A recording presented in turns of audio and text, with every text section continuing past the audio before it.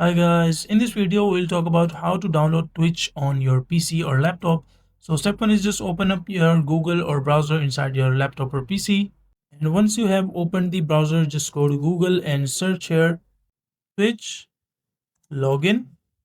Just make sure to search the security Twitch login, and once you search Twitch login, so you will be seeing this kind of interface. So you can just enter the username and password. Make sure to log in with your account. If you don't have an account, so just make sure to enter these details. If you have an account, just make sure to log in, and once you are logged into your Twitch account, so once you're at the home page of the Twitch, just click on these three lines from the Chrome browser and just go to this option called find and edit or cast, save and share. Inside this option, cast, save and share inside the Chrome browser, so you will see different options called install page as app. So just click on this option, install page as app.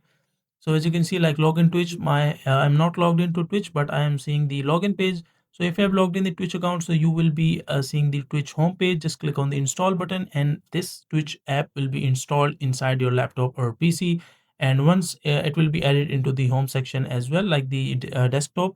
And from next time, you can just click on that app and you will be able to log in or open the Twitch app directly. So that is a simple and easy process of how you can do it.